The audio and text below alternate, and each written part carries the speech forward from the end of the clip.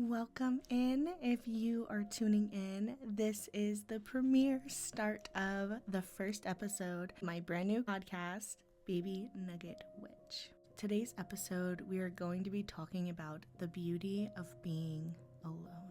There is a huge shift in so many different energies. It's kind of funny feeling like the universe is forcing some people to be alone right now.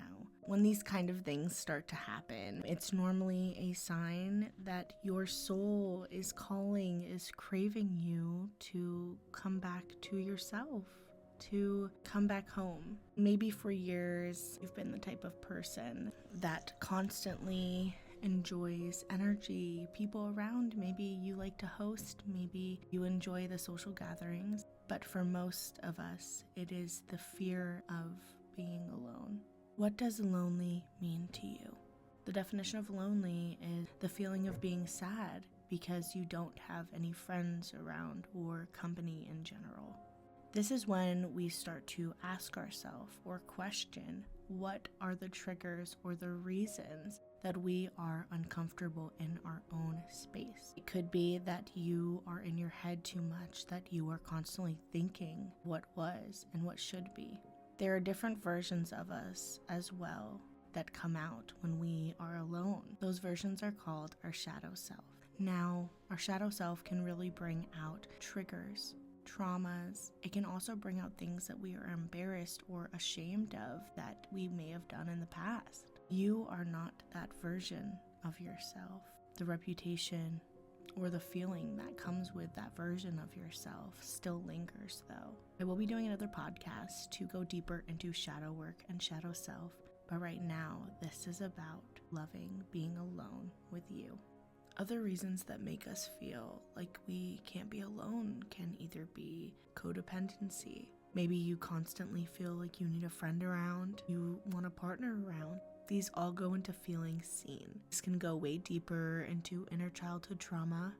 Doing so and healing this can heal your inner child and your outer adult. Sometimes we do spend a lot of time alone, but are you using alone time as an avoidant? Binge watching shows, yes, can be a part of self-care, but are you doing it to avoid responsibilities? Are you doing it in a way that doesn't feel like a sacred space? Use it as a reset. Don't use it as a backup plan, because you wouldn't do that to others when you hang out with them. Right now, this energy is really making people feel exhausted by thinking of being around people in general. It could be just people that you just don't want to be around specifically. Maybe they're exhausting, or maybe they're energy vampires. There are so many different things that you can do to enjoy spending time with yourself. But the first step to really enjoying is to fall in love with yourself. Subconsciously, we all crave to feel seen, to feel wanted, to feel loved. On a deeper cellular level, your soul is craving and calling for you to see yourself, through the eyes of a child, to be seen by your ancestors. Allow yourself to take up as much space as you need when you are fully acknowledged and seen. A way that you can start to fall in love with yourself or to enjoy your own time alone. A space that feels very sacred, a space that feels purposeful and with a meaning. There are so many times when we tend to put ourselves on the back burner for others, to jump for others, but we don't put that same energy or time into ourselves as often as we should when it's spending time alone.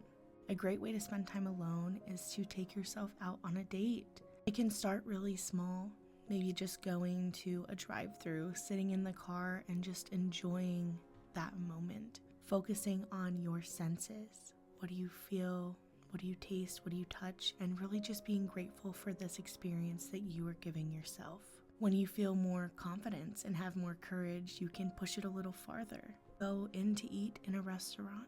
And as you're getting ready and you're preparing for this date, you're going to feel this sense of pride. You're going to allow yourself to feel seen, loved, and heard. And then you're going to set yourself to the standard that you're going to reflect onto others on how they should treat you. Once you do this for yourself and you enjoy your space and you enjoy nourishing and you enjoy taking care of and you enjoy giving so much to yourself, not just materialistic things, but time, energy, things that you really enjoy to do, you're not going to accept anything less than from anyone else. On a smaller scale, journaling.